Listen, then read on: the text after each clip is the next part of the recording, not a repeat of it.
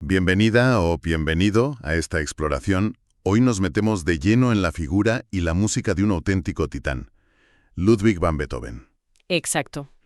Tenemos varios textos que nos van a servir de guía por su vida, sus obras más famosas y, bueno, su impacto que llega hasta hoy. Sí, la idea es ir un poco más allá del mito, ¿no? Del compositor icónico que todos queremos conocer. Eso es. Queremos entender al hombre que había detrás, su contexto, las luchas personales que tuvo, que no fueron pocas, y claro, cómo su música lo cambió todo. Justo. ¿Qué tenía Beethoven de especial? ¿Qué le hacía tan rompedor? Y sobre todo, ¿cómo pudo superar algo tan terrible para un músico como la sordera? Una sordera progresiva, además. Y no solo superarla, sino, quizá, quién sabe, si eso incluso le dio un empujón creativo. Es una de las grandes preguntas, desde luego. Pues vamos a rastrear esas claves en la información que tenemos. Empezaremos por sus orígenes en Bonn, luego su salto a Viena, nos detendremos en algunas obras cumbre y veremos su legado final. Perfecto. Pues venga, viajemos a esa Alemania de finales del 18. Venga, nos vamos a Bonn, 1770. Ahí nace Ludwig. Su padre, Johann, era músico en la corte, tenor. Sí, y los documentos de la época, y biografías posteriores, coinciden en que vio enseguida el talentazo del niño. Pero, Digamos que sus métodos para cultivarlo fueron severos, muy severos. Era una figura paterna difícil, parece que con problemas de alcoholismo, un carácter fuerte. Presionó mucho al pequeño Ludwig. o sea, una infancia con contrastes. El talento ahí, brillando, pero en un ambiente familiar tenso. También se menciona a la madre, María Magdalena. Sí, ella venía de una familia, curiosamente, de cocineros de la corte. Se la describe como más amable, quizá más resignada. Ajá. Lo que está claro es que el niño, con 7 años, ya estaba metido de lleno en la música. Piano, órgano, violín, viola. Vamos, un no parar. Y todos coinciden en que destacaba muchísimo, no solo por la técnica, que también, sino por algo que sería fundamental. Improvisaba de una manera asombrosa. Qué bueno eso de la improvisación tan temprana. Y ya de adolescente empezó a dar que hablar, ¿no? Hay un viaje a Viena donde tocó y dejó a la gente impresionada. Efectivamente, con 16, 17 años viaja a Viena por primera vez. Iba con la idea de estudiar con Mozart. Casi nada. Sí, aunque no está claro si llegaron a tratarse mucho. Lo que sí se cuenta es que su forma de tocar llamó mucho la atención. Pero tuvo que volver a Bonn. Sí, tuvo que volver corriendo porque su madre enfermó gravemente y murió poco después. Pero Viena ya se le había quedado grabada. Claro. Y hablando de familia, no hay que olvidar a los hermanos, los que sobrevivieron. Cierto. Caspar Anton, Karl y Nicolas Johann. Ellos no fueron músicos, pero parece que fueron un apoyo importante para Ludwig, ¿verdad? Sí, a nivel emocional y a veces también práctico, incluso financiero. ¿A qué se dedicaban? Pues Caspar trabajó como empleado, también hacía sus pinitos en la música. Y Nicolaus se hizo farmacéutico, le fue bastante bien. ¿Entiendo? La relación entre ellos tuvo sus más y sus menos, como en todas las familias, Sobre todo con temas de dinero o cuando Ludwig se hizo cargo de su sobrino Karl. Ya. Pero sí, en momentos clave esa red familiar estuvo ahí, sobre todo pensando que la madre murió pronto y el padre, tenía sus problemas. Entendido ese punto de partida. Pero Viena le llamaba. Vuelve en 1792, ya para quedarse. Tenía 22 años. ¿Qué supuso Viena para él? Viena era la capital mundial de la música en ese momento. Llegar allí era meterse en el centro de todo. El lugar donde había que estar. Totalmente. Y no solo por estudiar con gente como Haydn. Maestro suyo, aunque con una relación un poco tensa, ¿no? Sí, parece que chocaban un poco. También estudió con Albrecht Berger, con Salieri. Pero más allá de las clases, era el ambiente. Claro. Los salones de la aristocracia, los conciertos. Se metió de lleno en esa vida cultural y enseguida se hizo un nombre, primero como pianista virtuoso y luego ya como compositor. Imagino que su estilo ya empezaba a notarse diferente. Las fuentes hablan de innovación, de pasión. Rompía mucho con lo que se hacía entonces. Muchísimo. A ver, se movían círculos aristocráticos, necesitaba mecenas, claro. Pero su música y él mismo no eran nada sumisos. Ajá. Los textos describen un pianismo muy potente, lleno de contrastes, de una expresividad que iba más allá de la elegancia clásica. Componía con una audacia que, despertaba admiración, sí, pero también desconcierto. Generaba polémica. Exacto. No era un músico fácil ni complaciente para los oídos más conservadores. Ya estaba ahí el Beethoven revolucionario. Y justo entonces, cuando empezaba a despegar, le llega, bueno, la tragedia, la sordera. Los primeros síntomas aparecen a finales de los 1790, principios de 1800. Tuvo que ser un golpe brutal. Imagínate el shock psicológico. Para un músico, perder el oído es perder tu herramienta, tu conexión con el mundo. Terrible. Y tenemos un testimonio directo que pone los pelos de punta, el testamento de Heiligenstadt. La carta a sus hermanos. Sí, una Tarait escribió en 1802, pero que no llegó a enviar. Ahí confiesa su angustia, cómo se aislaba para que no se notara su sordera, incluso habla de pensamientos suicidas. Es demoledor leerlo. Qué duro. Y sin embargo, siguió componiendo. ¿Cómo? ¿Cómo lo hacía? Pues aquí entramos en lo más asombroso de su historia, yo creo. Lo que se deduce de su música y de lo que contaban en la época es que su oído interno, su imaginación musical, se volvió extraordinariamente aguda. Como si se compensara una cosa con la otra. Algo así. A medida que el sonido exterior se apagaba, su mundo sonoro interior se hacía más rico, más complejo. Seguía componiendo usando su memoria musical, su conocimiento. Y dicen que sentía las vibraciones, ¿no? Sí, hay relatos de que se apoyaba en el piano, usaba varillas y siguió dirigiendo estrenos, ojo, como el de la Séptima Sinfonía, aunque parece que a veces era un poco caótico para la orquesta. Madre mía, qué voluntad. Hablemos de algunas obras que nacen en ese periodo tan complicado. La Quinta Sinfonía, por ejemplo, compuesta entre 1804 y 1808. Ese inicio, ta, ta, ta, ta, ta, es historia. Totalmente icónico, sí. Ese ritmo de 4 notas, parece que el propio Beethoven lo asoció con el destino llamando a la puerta. La famosa frase. Exacto. Y lo fascinante es que ese motivo tan corto, lo que los musicólogos llaman la célula germinal, es como el ADN de toda la sinfonía. ¿Aparece todo el rato? De 1000 maneras distintas, sí, en los 4 movimientos. Es la idea que lo construye todo. ¿Y la estructura cómo refleja esa lucha contra el destino? Pues formalmente son los 4 movimientos clásicos, pero la carga emocional es brutal.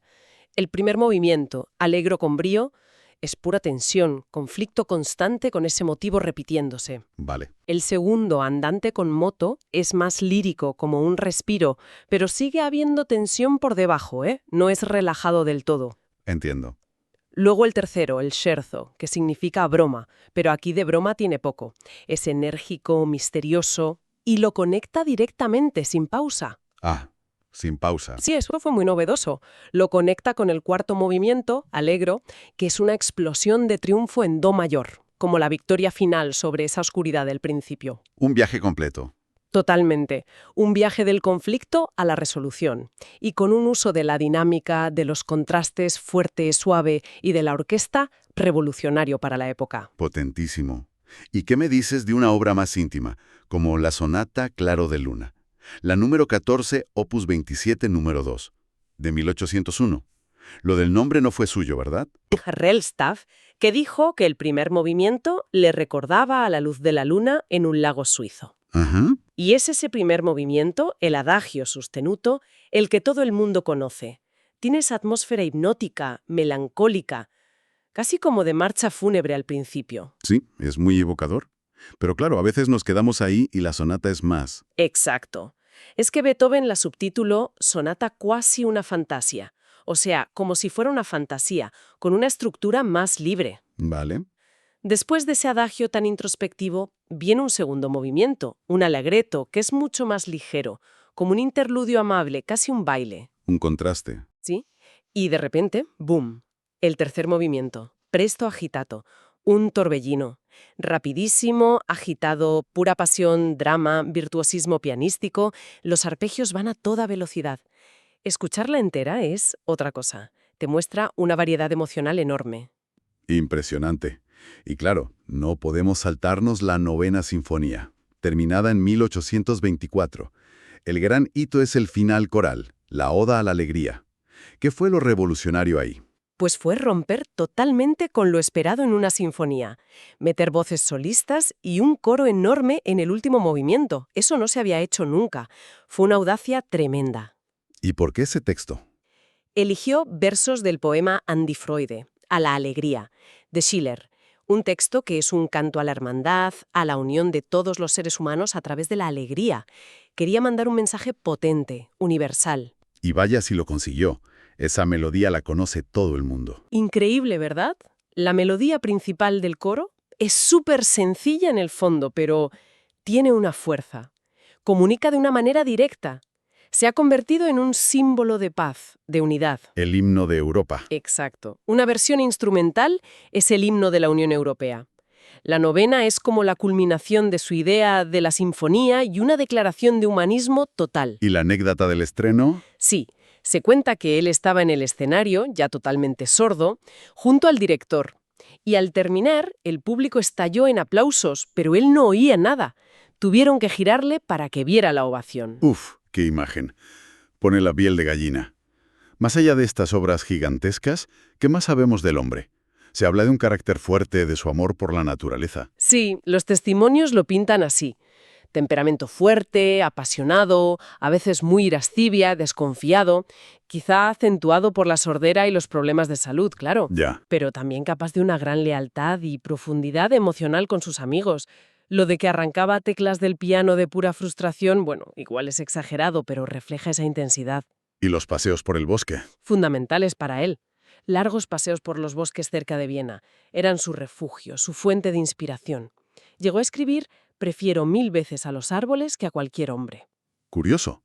Y esa personalidad tan marcada se ve en cómo evoluciona su música, ¿no? Se habla de periodos. Sí, claramente. Los musicólogos suelen distinguir 3 grandes etapas, que además, fíjate, coinciden bastante con su vida. A ver, Un primer periodo, hasta 1802 más o menos. Ahí todavía se ve la influencia de Haydn y Mozart, aunque ya se nota su toque personal.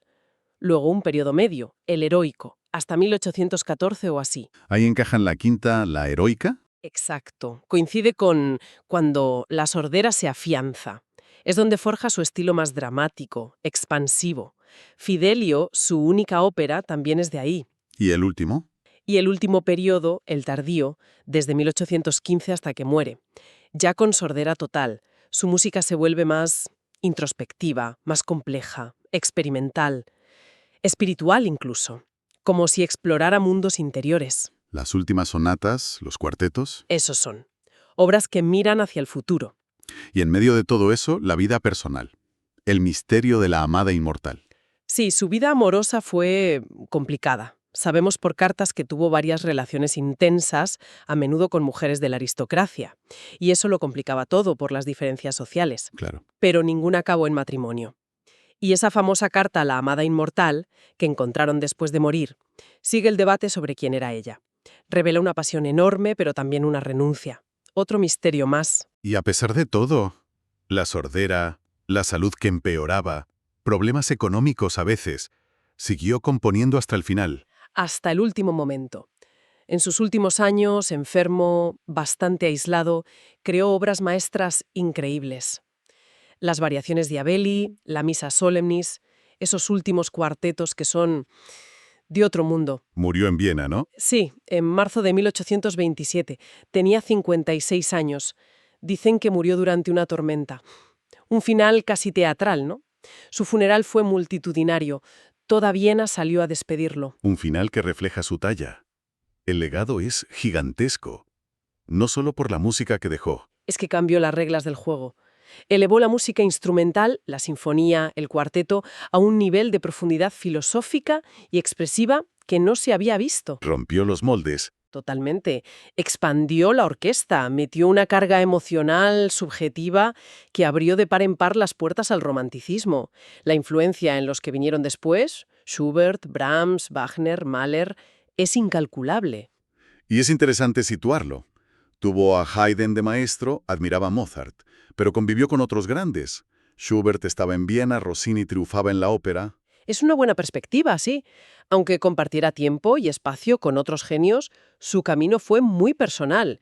Tomó la forma clásica de Haydn y Mozart y la hizo explotar desde dentro. Le metió una energía, un drama, muy suyos. ¿Y Schubert? Schubert lo veneraba, y aunque su estilo es más lírico, la ambición de las últimas obras de Schubert le debe mucho a Beethoven. Con Rossini o Weber, las diferencias son mayores, claro, son otros mundos, la ópera italiana, la ópera alemana, pero todos formaban parte de ese momento musical tan efervescente. Pero Beethoven destaca. Se erige como una figura aparte, sí, por esa fuerza transformadora, esa intensidad casi profética. Pues hemos recorrido un camino fascinante. El niño prodigio, el conquistador de Viena, el genio sordo, el revolucionario musical, el hombre con sus pasiones. Desde la lucha de la quinta a la hermandad de la novena, su música nos sigue hablando hoy. Exacto. Su legado va más allá de las notas. Es un testimonio de la voluntad creadora humana frente a la peor adversidad para un músico. Nos dejó un mapa sonoro de la condición humana, de lo más íntimo a lo más épico. Y con una honestidad brutal. Y nos queda esa pregunta flotando, ¿no? La que apuntábamos al principio. ¿Hasta qué punto esa sordera, esa desconexión forzosa del sonido exterior, fue la condición, paradójicamente, que le permitió ir tan lejos en sus últimas obras? Fue esa ausencia la que le hizo desarrollar esa escucha interior tan increíblemente aguda, la que le permitió concebir esos últimos cuartetos tan complejos, tan espirituales. Es una pregunta sin respuesta fácil, claro. Pero invita a escuchar esa última etapa de Beethoven con otros oídos, ¿verdad? Buscando esas resonancias que quizá, solo quizá, nacieron del silencio.